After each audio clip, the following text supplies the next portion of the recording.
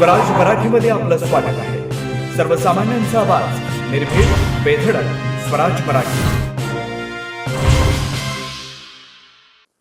नमस्कार, Swaraj Marathi news channel मध्ये आपलं स्वागत आहे.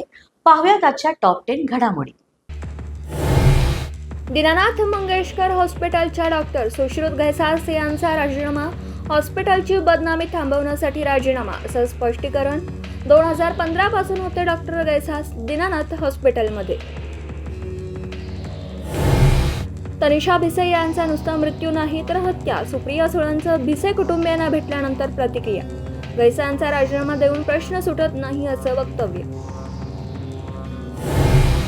तनिषा भिसेवर योग्य वेळी उपचार न करणारं दीनानाथ रुग्णालय दोषी, आरोग्य उपसंचालकांच्या चौकशीनंतर महिला आयोगाचा अध्यक्ष रुपाली चाकणकरांचा ठपका. गर्भवतीच्या मृत्यू प्रकरणी माता अन्वेषण समिती धर्मादाय आयुक्तांच्या अहवालाची प्रतीक्षा. तिन्ही अहवालांचे निष्कर्ष पाहून गर्भवतीच्या मृत्यू प्रकरणी माता अन्वेषण समिती धर्मादाय आयुक्तांच्या अहवालाची प्रतीक्षा. तीनही अहवालांचे निष्कर्ष पाहून दीनानाथ मंगेशकर रुग्णालयावर कारवाईचा निर्णय. अक्षय शिंदे एन्काउंटर प्रकरणातील दोषी आरोप पोलिसांवर गुन्हे दाखल करा, मुंबई उच्च न्यायालयाचे आदेश. डीसीपीच्या अध्यक्षतेखाली विशेष SIT स्थापन करावी आणि क्राईमच्या सह आयुक्त लक्ष्मी गौतम यांनी नजर ठेवावी अशी सूचना. मुंबई शेअर बाजार निर्देशांक जून 22,200 अंकांनी घसरला. जगभरातल्या शेअर बाजारांमध्ये ट्रम्पच्या टॅरिफ निर्णयाचे दुष्परिणाम, गुंतवणूकदारांनी गमावल्यात तब्बल 19 लाख कोटी.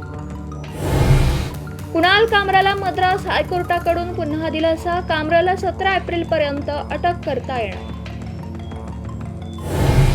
इतिहास अभ्यासक इंद्रजित सावंतांकडून प्रशांत कोरोडकरवर अब्रू नुकसानीचे आरोप, कळंबा कारागृहातील अधिकाऱ्यांमार्फत बजावली नोटीस. राहुल गांधी यांची बिहारच्या बेगुसरायमध्ये पलायन रोख, नोकरी दो यात्रा तरुणांचा यात्रेला भरघोस प्रतिसाद, कन्हैया कुमार कडून यात्रेचं आयोजन. आजच स्वराज मराठी न्यूज चॅनलला लाईक करा, शेअर करा आणि सबस्क्राईब करा.